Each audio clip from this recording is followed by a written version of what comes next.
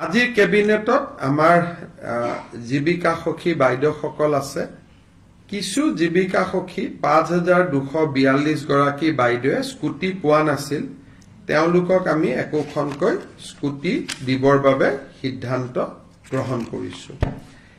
কিছু ট্ৰান্সপোৰ্ট টেক্সত আমাৰ হাল সলনি আছে, বিশেষকৈ ই-ৰিক্সা আদি সহায় কৰাৰ কাৰণে এই সম্পৰ্কৰো বিল এখন কেবিনেটত আহিব। আজি কেবিনেটত লোৱা এটা ডাঙৰ সিদ্ধান্ত হ'ল অৰুণোদয় আঁচনিৰ সম্প্ৰসাৰণ। আজিৰ ডেটত ২৭ লাখ ব্যক্তিয়ে অৰুণোদয় আঁচনিৰ সুবিধা লাভ কৰি আহিছে। এতিয়া আমি প্ৰতি সমষ্টিতে আৰু ১০,০০০কৈ অৰুণোদয় আঁচনিৰ আমি হিতাধিকাৰী দিব খুজিছো। যি ধৰণে আমি লোকসভা নিৰ্বাচনত আপোনালোকে জানে যে আমি সমীক্ষা পত্ৰ বিতৰণ কৰিছিলো। সমীক্ষা পত্ৰবিলাক উভতি আহিলে তাতে আমি দেখা পালো যে ১০-১২ লাখ মানুহৰ হাতত অৰুণোদয় নাই। সেইকাৰণে আমি অৰুণোদয় আঁচনিখনত নতুনকৈ ১২,৬০,০০০ নতুন হিতাধিকাৰীক আমি অন্তৰ্ভুক্ত কৰিবলৈ সিদ্ধান্ত লৈছো। ই অৰুণোদয় ৩ নামেৰে জনাজাত হ'ব।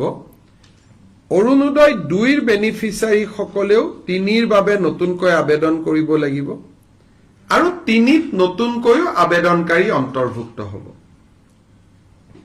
এই অৰুণোদয় ৩ৰ প্ৰক্ৰিয়াটো ১৫ ছেপ্টেম্বৰৰ পৰা আৰম্ভ হ'ব আৰু আমি ১ ফেব্ৰুৱাৰীত নতুন হিতাধিকাৰীসকলক আমি অৰুণোদয় আঁচনি দিয়া আৰম্ভ কৰিম। তেতিয়ালৈকে পুৰণা অৰুণোদয় হিতাধিকাৰীসকলে নিৰন্তৰভাৱে অৰুণোদয় পাই থাকিব। কিন্তু যেতিয়া ১ ফেব্ৰুৱাৰীত আমি নতুন অৰুণোদয় দিব যাম, পুৰণা বেনিফিচিয়াৰী ২-এজন হয়তো তেওঁলোকৰ কোনোবাৰ ঘৰত চাকৰি পালে, কোনোবাৰ ঘৰত গাড়ী কিনিলে, বিভিন্ন কাৰণত তেওঁলোকে নাপাব। কিন্তু এইবাৰ অৰুণোদয় এটা আমাৰ কণ্ডিশ্যন হ'ল যে ৰেচন কাৰ্ড থকা মানুহে অৰুণোদয় পাব। ৰেচন কাৰ্ড নাথাকিলে অৰুণোদয় নাপায়। ৰেচন কাৰ্ড থাকিলে অৰুণোদয়টো কিয় পাব? ৰেচন কাৰ্ডবোৰ আধাৰ লিংক, গতিকে অট'মেটিক অৰুণোদয়টো তেতিয়া আধাৰ লিংক হৈ যাব। নহ'লে মই যোৱাবাৰ আপোনালোকক কৈছো যে বহুত সময়ত কিছু অৰুণোদয় বেনিফিচিয়াৰীত কিছুমান মানুহৰ নাম সোমাইছে যাক বিচাৰি পাব দিগদাৰী হয় পিছত। কেবিনেটত বহুত দিনৰ পৰা আপোনালোকে জানে ময়ো আচৰিত হৈ আছিলো, মাজে মাজে চিন্তিত হৈ আছিলো। আমাৰ লুৰিণজ্যোতি গগৈ আৰু জগদীশ ভূঞাই মাজে মাজে পেপাৰ আৰু টিভিত কৈ থাকে যে আমি শংকৰদেৱ বঁটাটো দিয়া নাই। আপোনালোকে শুনি থাকে। তেতিয়া আমি সুধিছিলো যে কিয় শংকৰদেৱ বঁটা দিয়া নাই, দিয়াটোতো আমাৰ কোনো আপত্তি নাই। তেতিয়া আমি গম পালো যে ২০০৮ চনত কংগ্ৰেছ চৰকাৰে এটা সিদ্ধান্ত ললে যে শংকৰদেৱ বঁটা বছৰে বছৰে দিয়া নহব, ৩ বছৰতহে এবাৰ দিয়া হ'ব। ইমান দিন আমি এনেই গালি খাই আছিলো, অথচ তেওঁলোকৰে কংগ্ৰেছ সহযোগী জগদীশ ভূঞা আৰু লুৰিণজ্যোতি গগৈ আমাক গালি পাৰি থাকে যে ৩ বছৰ শংকৰদেৱ বঁটা দিয়া নাই, ৩ বছৰ শংকৰদেৱ বঁটা দিয়া নাই।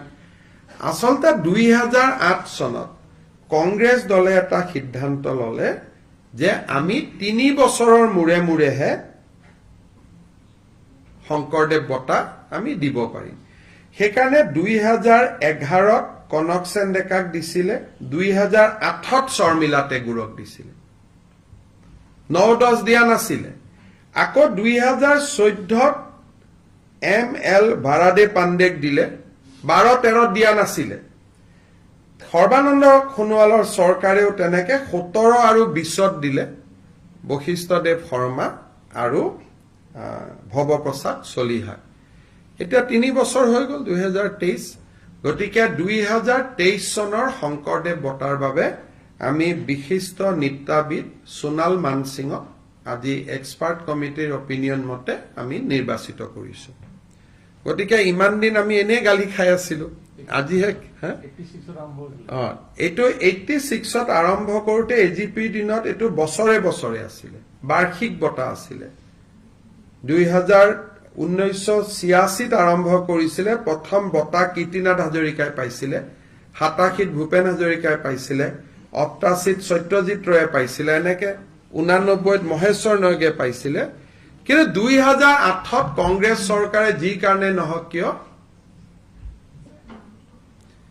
সোণাল মানসিং জানে, তেওঁ পদ্মশ্ৰী হয়, ৰাজ্যসভাৰ সোণাল মানসিং, পদ্ম বিভূষণ হয় তেখেত সোণাল মানসিং। চ' 3 বছৰত দিয়াৰ চিষ্টেমটো 2008ত কংগ্ৰেছ চৰকাৰৰ দিনত আৰম্ভ হৈছিলে। গতিকে আমাক মিছামিছি ইমান দিন আমি গালি খাই থাকিলো, আজি কেবিনেটত কথাটো ওলালে। গতিকে একেবাৰে সময় আপোনালোকে ক'ব পাৰে যে 23ৰটো 4 মাহ দেৰি হৈছে বুলি, 24ত কিন্তু একজেক্টলি 3 বছৰৰ মূৰে মূৰে দিয়া হয়।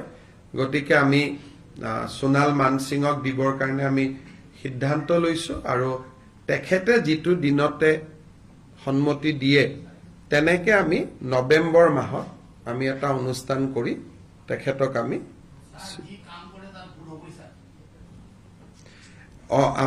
শংকৰদেৱ বঁটা দিবৰ কাৰণে সিদ্ধান্ত লৈছো। আৰু মই যিসকলে শংকৰদেৱ বঁটাটো আমি দিয়া নাই বুলি আমাক সমালোচনা কৰি আছিলে, তেখেতসকলৰ ওচৰত মই কৈছো যে 3 বছৰে বঁটা দিয়াৰ সিদ্ধান্তটো 2008ত কংগ্ৰেছ চৰকাৰে কৰি থৈ গৈছিলে, আৰু তেনেকে এতিয়া প্ৰতি 3 বছৰৰ মূৰে মূৰে দিয়া হয়, আৰু কোনো 3 বছৰতে এতিয়ালৈকে এইটো মিছ হোৱা নাই। মই চেক কৰিলো ৰেকৰ্ড, 8তো দিছিলে, 11তো দিছিলে, 14তো দিছিলে, 17তো দিছিলে, 20তো দিছিলে। অৰ্থাৎ কোভিডৰ সময়তো এইটো বন্ধ হোৱা নাছিলে।